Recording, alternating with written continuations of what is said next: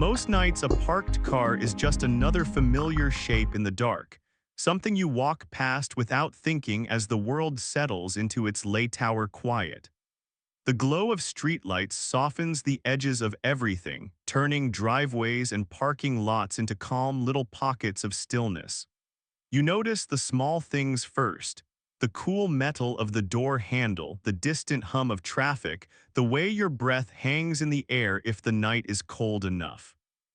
It's the kind of quiet that makes you feel alone in a safe, almost comforting way, as if nothing out there has any reason to come closer. But every so often, something interrupts that calm. Maybe it's a shadow that doesn't quite match the angle of the light or the faint outline of a figure where no one should be standing. Sometimes it's just a sense, barely there at first, that the darkness beside your car feels heavier than the rest. You try to explain it away as another late worker, a neighbor stepping out for air, or the reflection of someone farther down the lot. Yet the longer you look, the harder it is to pretend the shape is accidental. Tonight's stories come from moments like that. Times when people walked toward what they thought was an empty parking spot or a quiet driveway, only to realize someone was already there, standing too close, too still, and watching their car in a way that didn't make sense. Nothing loud happened, nothing dramatic. Just the slow, cold recognition that the night wasn't as empty as it looked, and that something was waiting by the metal and the shadows close enough to reach. I used to come home late enough that the parking lot outside my apartment complex always felt like it belonged to me. Most of the tenants were older, the kind of people who settled into their routines before sunset, so by the time I got off work and made the drive back, the only light came from a handful of tired street lamps humming above the asphalt. My spot was right under one of them, a pale cone of light that flickered just enough to be noticeable but never quite went out. I liked it there. It made the dark edges of the lot feel a little less empty, and I got used to the rhythm of turning off my engine, grabbing my bag, and walking the few steps to the stairwell without thinking about anything at all. One night in early winter, the cold crept deeper than usual, the kind that makes the metal of the steering wheel sting your palms when you touch it. I pulled into the lot like always, tired and half distracted, until something made me slow down. Standing beside my car, directly beneath the streetlight, was a man. He wasn't lining or packing or doing anything you'd associate with someone waiting for a friend or smoking a cigarette. He was just standing, perfectly still, arms at his sides, a head tilted slightly downward, as if he was studying the pavement in front of him. At first, I thought maybe he was drunk, or lost, or both. But the way he didn't move as my headlights washed over him made my grip on the wheel tighten. I expected him to glance up, to shield his eyes, to show some sign he noticed the car approaching, but he didn't react at all. He stood exactly the same, facing my parking spot as if he had been waiting for something there long before I arrived. I idled a few feet away, unsure what to do. Leaving meant finding street parking, but approaching meant walking directly toward him, toward someone who hadn't acknowledged me once. I watched him for maybe 30 seconds, the heater blowing warm air across my face while the street light flickered overhead. He didn't shift, didn't shiver in the cold, didn't do anything but stand beside my empty spot like a misplaced statue. I honked lightly, just a quick tap, not enough to startle anyone. The sound echoed across the lot, bounced off the building, and faded. The man didn't flinch. He didn't even turn his head. Instead, he slowly angled his body toward my car, not to face me, but to face the driver's door, like he was waiting for me to get out. That's when an uneasy feeling crawled up the back of my neck. The heater suddenly felt too warm. My fingertips tingled on the steering wheel. Something about him seeing the door move and responding to that, but not to the headlights, didn't make sense. I shifted the car into reverse and backed up a little, just enough to give myself space. The man turned again, a small adjustment, barely noticeable, but this time he angled himself again toward the driver's door. If I moved left, he pivoted left. If I shifted right, his head tilted slightly in that direction, like he was tracking my position based on sound alone. His movements were slow, measured, unnervingly patient. I decided to pull around the lot and try coming back from a different direction. Maybe I was imagining things. Maybe the angle of the light was playing tricks on me. But when I circled around and approached again, my chest tightened. He was still there, still under the same streetlight. But now he was standing a little closer to my spot, maybe just a few inches, but the difference was enough to make my pulse stumble. I turned off my headlights as if that would help. It didn't. He didn't move, didn't adjust to the sudden darkness, didn't react in any human way at all. I sat there gripping the wheel, breathing slowly through my nose, listening to the faint hum of the engine.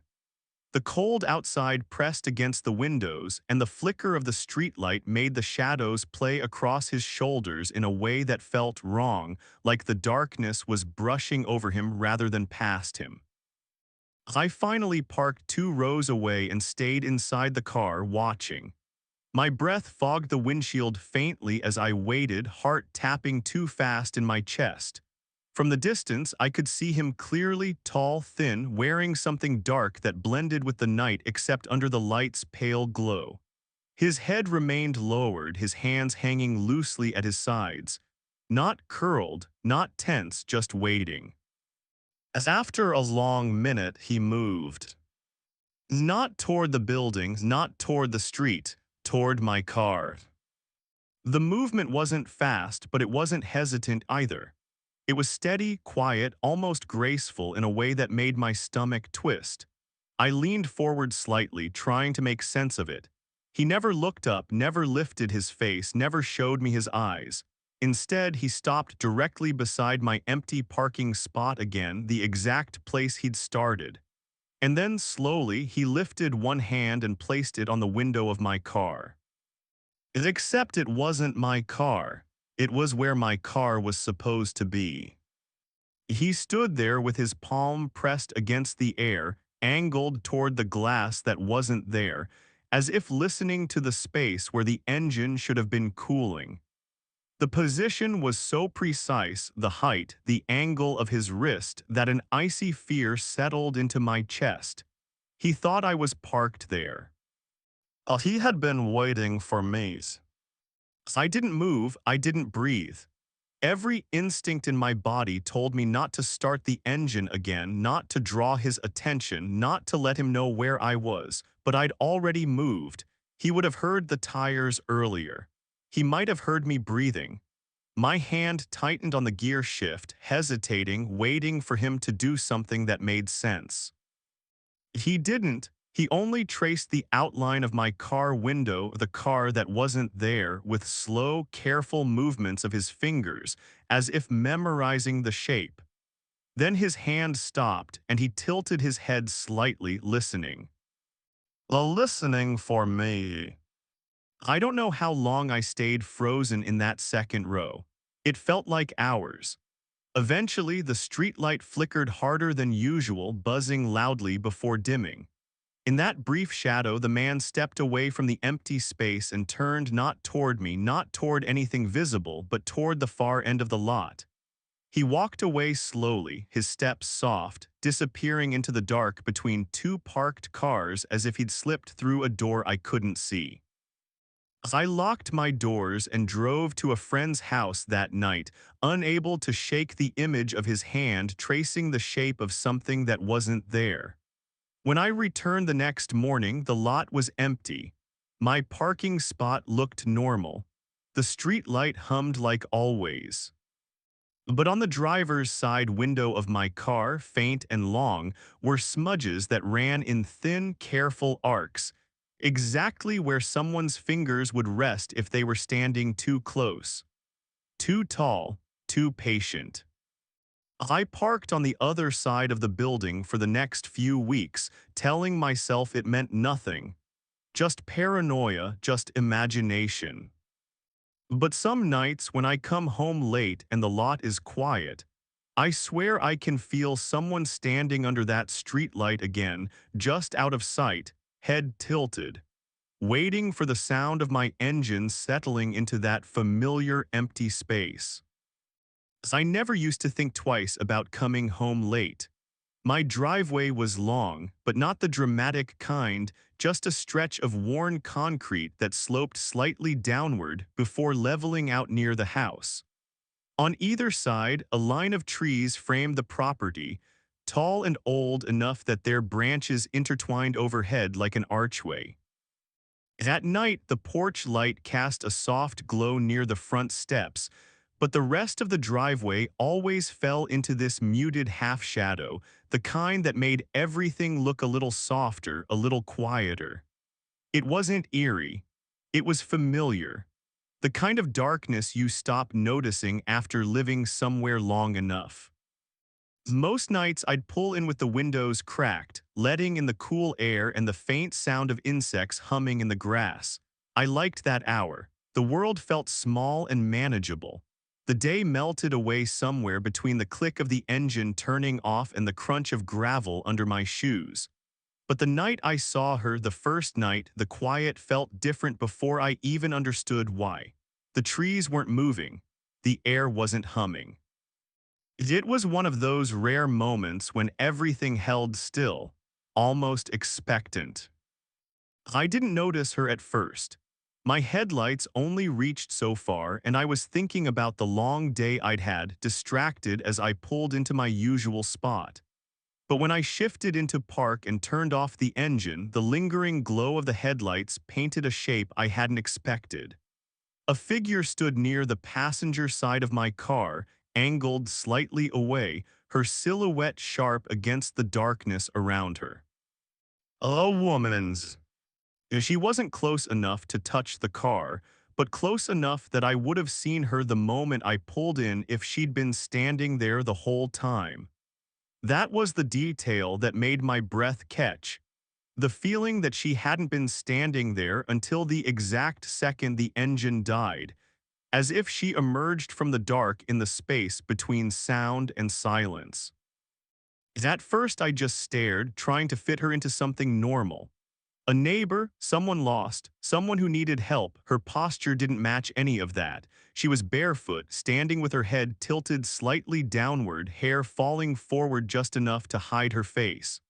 Her arms hung loosely at her sides, not curled in to keep warm, not tense or defensive, just hanging.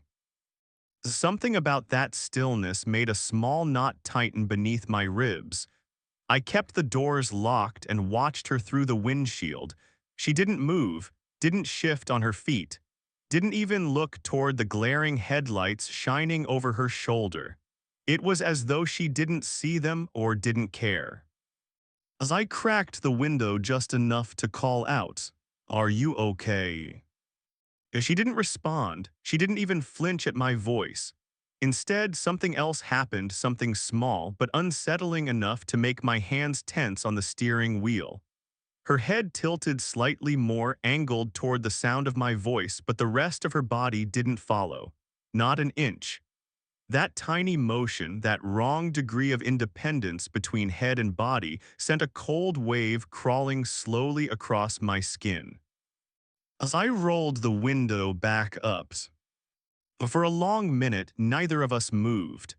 I could feel my heartbeat thudding in the quiet, the air in the car growing warm and stale. The woman stood where she was, facing the trees again, toes pointed toward the edge of the driveway, as if something deeper in the woods had her attention. Something I couldn't hear. Eventually, the headlights faded completely, plunging the driveway back into its usual dimness. For the first time, she shifted, not toward the house, not toward me, just a small, almost imperceptible step backward, closer to the car. My breath hitched. She hadn't moved while the lights were on, only afterward. Unsure what to do, I put the car in reverse and eased back slowly, watching her through the windshield the entire time. She didn't follow, didn't turn, didn't make any motion that suggested she even registered the car leaving. When I reached the top of the driveway near the main road, I stopped and watched her from a distance. The porch light hit her at a different angle now, and for a moment I saw her face. Not clearly, just the outline of it. Her eyes weren't focused on anything in front of her. They were unfocused, slightly too wide, like she was listening to something just beyond hearing. Her lips were parted just enough that it looked like she might be mouthing something, but no sound carried across the driveway. I stayed parked there until my pulse settled into something close to normal. When I eventually pulled back in, she was gone. The space beside my car was empty, the darkness unbroken again.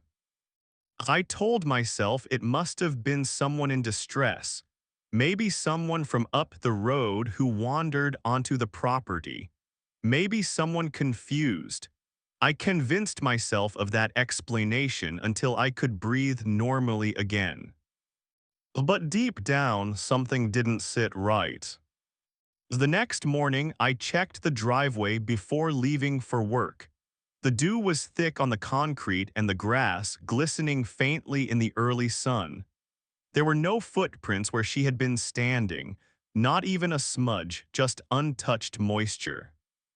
I tried telling myself I had misremembered her exact position, that maybe she wasn't standing where I thought she was. But the space was too clean, too pristine for someone who had stood there unmoving for minutes. That night I came home earlier. I kept the porch light on. I parked facing the house this time, so my headlights illuminated the driveway differently. And as I gathered my things to step out, I scanned the shadows. Oh, she wasn't there. I almost laughed at the relief. Almost. But the next night, when I came home at my usual time again, my stomach dropped before I even turned into the driveway. Oh, she was there. The same place, same posture, same downward tilt of her head, barefoot again, bare legs too pale for the weather. And this time she stood even closer to the passenger door, close enough that if someone inside reached out, they could have touched her shoulder. My hands trembled before I realized it. I didn't get out. I didn't roll the window down. I put the car in reverse and backed up the whole driveway until I was at the street again. When I looked back, she was still there. But something new happened. Oh, she turned her head. Not toward me. Toward the sound of the car leaving. It was a slow, gradual turn, too smooth, too steady, as if she wasn't moving muscles but adjusting direction like a weather vane responding to a breeze. When the car stopped at the main road, she turned again, angling her head toward me with the kind of patience that made my stomach twist. I didn't go home that night. The next morning, when I returned with daylight on my side, the driveway was empty again. No footprints, no disturbed grass, no sign anyone had been there. But something was different. Near the front steps, barely visible unless the sun hit it at the right angle, was a faint shape brushed into the dew, the outline of toes. Small, bare, facing the house. Facing my door. I stayed with a friend for a while after that. Eventually, I moved entirely. I never told anyone the full story because I still don't know how to explain it without sounding like I imagined everything. But sometimes, late at night when I pull into my new driveway, I find myself slowing the car just a little, scanning the shadows beside the passenger door, looking for someone standing still. A head bowed, awaiting. And in those moments, I swear the air gets colder, that same breath-holding stillness settling in. Like something is listening. I used to stop at the same gas station every night after my late shift. It wasn't anything remarkable, just one of those old stations on the edge of town where the lighting hums a little too loudly and the concrete always smells faintly of spilled gasoline. The owner kept the place clean enough, but time had worn everything down. The pumps were scratched, the windows slightly cloudy, and the sign out front flickered whenever the wind picked up. Still, it felt familiar, reliable, the kind of place you could pull into half asleep without thinking. For nearly a year, it was a quiet checkpoint between work and home, a small pause before I drove the last 20 minutes into the dark stretch of backroads that led to my neighborhood. It was late autumn when things changed, that strange space between warm and cold when the nights feel heavier than they should. I remember pulling into pump number 3, the same one I always used, and hearing the buzzing from the overhead light stutter in an uneven rhythm. I didn't think much of it, the whole place always sounded like it needed an electrician. But as I stepped out of the car, I noticed the air was unusually still. No wind, no cars passing on the nearby highway. Even the insects that usually gathered around the lights were absent. The quiet had a kind of thickness to it, the sort that makes you instinctively look around, checking for something you can't quite name. I inserted my card, hit the buttons without looking, and started fueling like I did every other night. The pump clicked in that slow, rhythmic method it always did. I leaned back on the car and looked toward the small convenience store where the lone cashier was usually half asleep behind the counter. Tonight, though, the store lights were dimmer than usual, and the interior looked strangely distorted behind the glass, as if I were seeing it through heat waves. So I blinked a few times, thinking it was just my tired eyes, but the warping effect didn't go away. It only deepened a moment later when I realized I couldn't see the cashier inside. The counter was empty. That was when I became aware of the shape. Not a person, not exactly, just something standing at the pump opposite mine. A figure, shadowed, completely still. At first I thought someone else had pulled up while I wasn't paying attention and the shape was simply a person stretching or standing in the dim light. But as my eyes adjusted, I realized there was something off about its posture. It wasn't leaning on the pump or shifting its weight like a normal person. It was standing too straight, too aligned. Its arms were at its sides with an exactness that looked uncomfortable, almost posed. A small ripple of nervousness crawled through me. I tried to see the person's face, but the overhead light above their pump flickered at random intervals, casting them into alternating brightness and shadow. Each time the light buzzed back on, I expected to catch a glimpse of their features. Instead, I saw only the outline of their head, no visible face, no glint of eyes, nothing reflective at all. Just a dark, smooth silhouette. I let out a slow breath and pretended to ignore them, but I could feel the skin between my shoulder blades tightening. Something was wrong. The longer I looked without directly looking, the more convinced I became that the figure hadn't been there when I pulled in. I would have noticed them. Nobody could stand that still without drawing attention, even accidentally. The pump clicked softly as it filled the tank. I focused on that small sound, trying not to let my imagination drift too far. But a few seconds later, a faint scraping noise drifted across the concrete, a gentle, dragging sound that reminded me of shoes sliding just an inch. My head snapped up even though I tried to remain subtle. The shape was still there, but its position had changed. It was angled toward me now. Not fully facing me, not aggressively, just slightly turned. Enough to suggest that whatever it was, it had shifted its attention. I stared at it through my peripheral vision, afraid that turning my head would feel like an invitation. Another flicker of light illuminated the shape. Its outline remained wrong somehow. The arms seemed a touch longer than they should be, the shoulders too narrow, or maybe it was the shadows playing tricks. I blinked again, tried to steady my breathing. The pump clicked a second time, signaling the tank was full. Normally, I'd top it off a little more, but not tonight. I removed the nozzle, hung it up, and reached for the car door. That familiar relief of being able to get inside washed over me until something made me freeze. Well, the shape had moved again.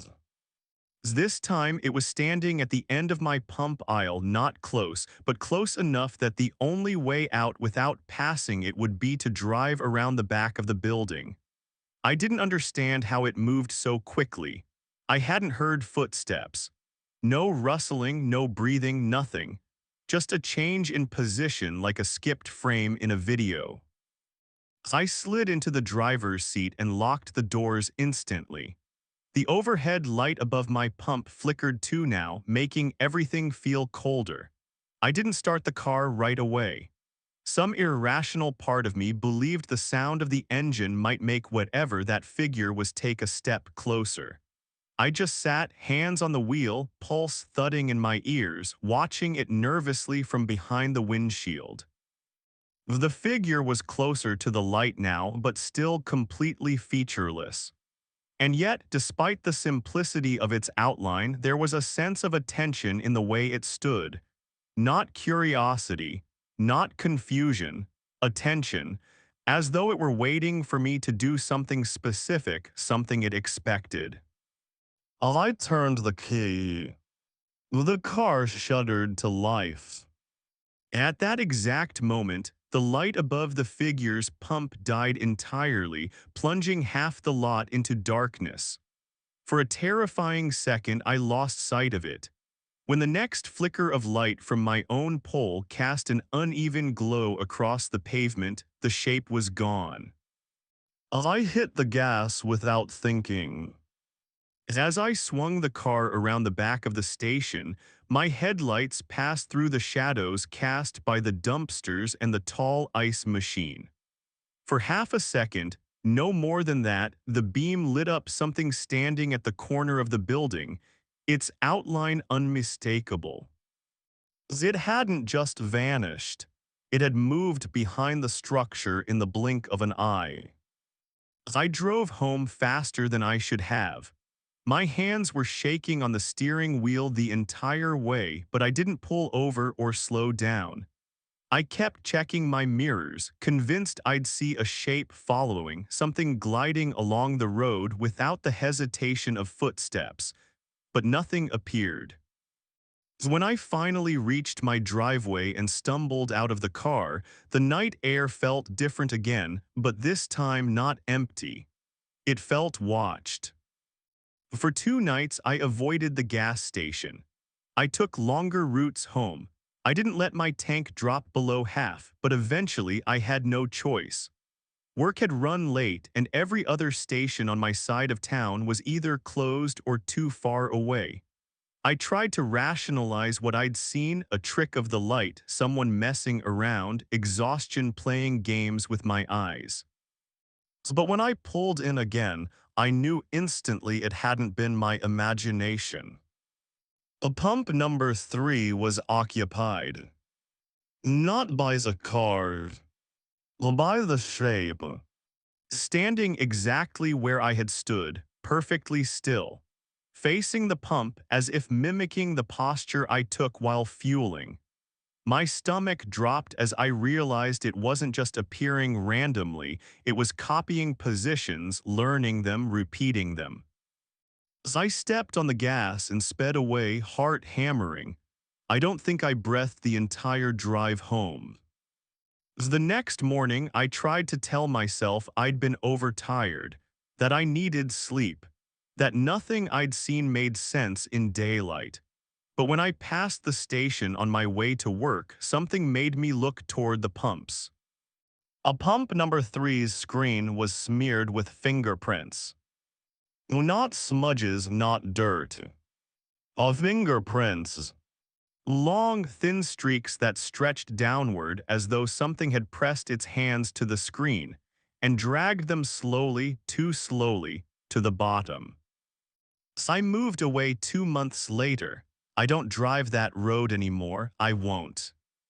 But sometimes, at certain gas stations late at night, when the air grows still and the lights flicker just a little too long between transitions, I catch myself scanning the pumps for any shape that stands too straight, too patiently, too aware. Well, because I never saw its face, not once. But I know deep down it saw mine's. On ChatGPT said, there's something unsettling about the quiet moments that happen just a few feet from where we sleep or where we park, the places we assume are safe simply because they're familiar. These stories remind us that fear doesn't always arrive with noise or chaos. Sometimes it stands there in the open, silent, and patient, waiting under a streetlight or beside a car door. It's the kind of fear that lingers long after the moment has passed, the kind you remember when you're alone in a dim parking lot or walking up your driveway at night. If you've ever felt eyes on you when no one was around, or hesitated before unlocking your door because the shadows didn't look the way they should, you know the feeling these people tried to explain. It's a quiet awareness, something instinctive, a warning in the back of your mind that doesn't need proof to be real. And maybe that's what makes these encounters so unsettling, not what was seen, but what might have been a breath closer if they hadn't noticed in time. So as we close out tonight's stories, take a moment to let your heartbeat settle and your breathing soften. If these late-night confessions stay with you, you can stay with us too, subscribe or return whenever the quiet hours feel a little too quiet. There will always be more true stories whispered here, slowly and calmly, for those who want to listen. For now, let the darkness outside your window be just darkness, and let the stillness around your car be only stillness. And if you ever find someone standing too close in a place they shouldn't be, remember how gently the night can hide things. Sleep lightly.